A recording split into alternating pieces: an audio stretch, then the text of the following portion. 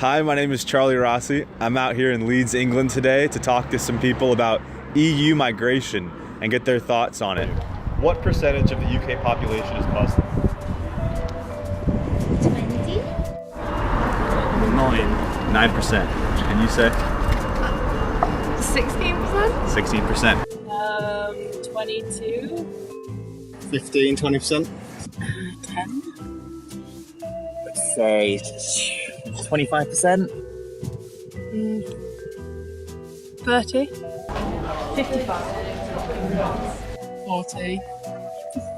Okay, I'm just gonna, yeah. It's actually 4.8. Oh. Yeah, that is, sorry. What percentage of the population in the United Kingdom is black? 15. 19 from Ollie. Yeah, 20%? Like 15%? 30? Oh god, I should know this. I think it's like 5, 6, I'm not sure. 15%? 25. 30. 10. The actual number is 13%. And what percentage of the population are immigrants? 40? 40? 40. And Yeah, 45%. 40%. 10%? In the 20s. 5%? 20? 80. 80. 80%. What percentage of people do you think are immigrants? 20. 20. The actual number is 11.9. I'm interested in know why you said 80. Because that's twice as high as what we've been hearing throughout the I day. don't know. That means that There's just a lot of people that come here, so. only 20% of people in England are from Britain or for Britain. I think it's the media that like try and pretend like we're a minority. It's not. We're still a majority. Do you think that EU migration has led to a fall in pay? No, not really. Okay, why do you say that? I don't really know, to be honest, but Okay, I'd ask. no. I don't think it has done so single-handedly. It may have contributed, but maybe not significantly. Okay, interesting. I agree with that. Do you agree? No? Why not? I have literally no idea. You I just don't think feel like so? no. Okay, cool. Sorry. What about you? Do you think no as well? I think it's been damaging to us. Okay, cool. Percentage of employment growth in the past year, so the amount of people that are becoming employed, what percentage of that was accounted by non-UK citizens? Very little. Very little. Very little. So very small amount of employment growth is accounted by UK citizens.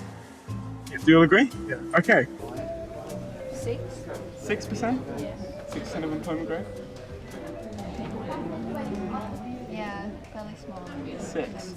Would it surprise you to know that's actually 75%? 75? Yeah, 75%. European migration into the UK economy has been a hot topic in regards to both its political and economic consequences. We want to explore the question as to whether this EU migration is beneficial to the UK or whether it poses more harm to the economy. Our research focuses on unemployment and infrastructure within the UK, and then migration's fiscal impacts, looking at the overall growth and productivity changes. We will aim to establish a transparent argument, looking at the economic positives and then its drawbacks, and from this draw a conclusion as to what the overall economic impact is on balance. It has become apparent to us that the main thing the British public appear to be concerned about is the effect migration has on unemployment. Many Brits seem to adopt the negative Daily Mail view that immigrants steal jobs from British workers. There is sufficient numerical evidence to support this. The Migration Advisory Committee found that for every 100 immigrants, they estimated 23 British workers would not be employed. There seems to be sufficient impact on young people with various statistics to support this. However, are migrants really the cause of unemployment in young people? Or is this associated with the higher job prospects and ambitions, meaning that they no longer accept low-skilled work? Research undertaken by LSE has also found no connection between unemployment and EU migration, and they also found no evidence to suggest that young or low-skilled UK citizens have been affected at all by migration. Although we must still affect the impact of migration on wages, data from our trusty Bank of England provides evidence to suggest that a 10% increase in immigrants in a low-skilled area of work, such as bar work, results in a 1.88 reduction in pay. This is because it means more people are competing for the same jobs, increasing the amount of workers available to the employer. This means that the employer can pay less as they have a larger pool of workers to choose from. However, as the statistics show, the impact on wages is reasonably insignificant. There is research which does in fact show that wages have experienced positive changes. As discussed by Dussman, a professor at UCL, the effect on wages is more likely to be positive if there is a difference in the skill sets of native and immigrant workers, as there is less direct competition for jobs. However, across the whole spectrum of wages, it's impossible for everyone to benefit. Some will see a gain, others a loss. It's quite a common misconception to believe that migrants are taking jobs away from UK citizens, as well as causing lower wages. But let's break this down through a simple analogy. Here I am in a local shop, buying a can of baked beans. Now if I decide to buy all the cans of baked beans in the shop, would this really result in there being none left the next day? Obviously the answer is no. In fact, there would actually be a greater supply of baked beans. This is because the firm will react to this high demand of baked beans by supplying an even greater amount of baked beans. Now let's put this how this applies to migration. Migrants are filling job shortages. They're taking the jobs that otherwise would not have been filled by the UK citizens. In this way, they're actually increasing economic growth and causing higher employment. For example, this is done through becoming entrepreneurs and hiring workers. They're also increasing demand for goods and services, as well as increasing the mobility of markets and the efficiency of markets. In this way, they're benefiting the UK economy. We will now look at the fiscal impact of migration, which covers GDP and the impacts on the debt ratio within the UK. In an article from Andy Ross, the noted GES economist, two avenues are explored in regards to a positive fiscal impact. The first being the obvious, that immigration means a greater supply of labour, meaning more people producing output and hence a higher GDP. This then causes a lower debt to GDP ratio. It must therefore be noted that the government's debt deficit reduction targets are dependent on net migration remaining at current levels.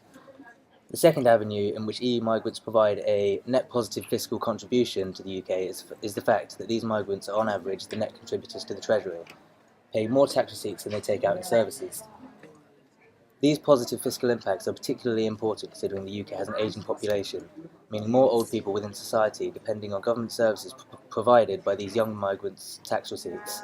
This is called the dependency ratio.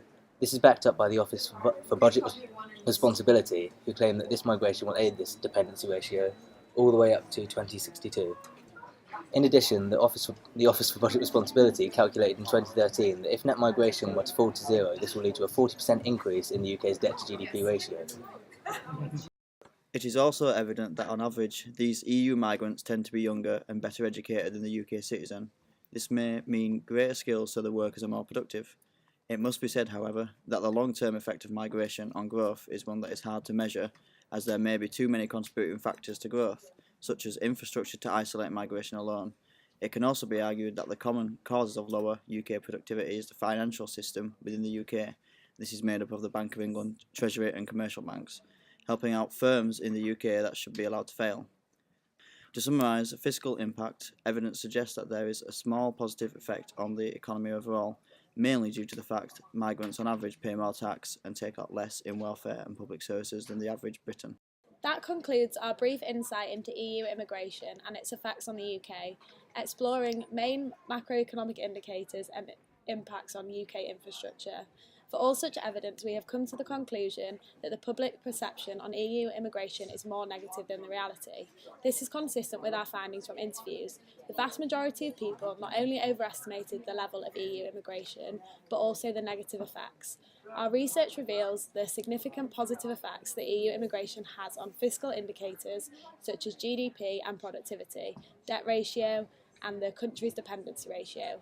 We acknowledge the effects immigration has on unemployment and wages, but we have determined that these are insignificant and the benefits outweigh the costs.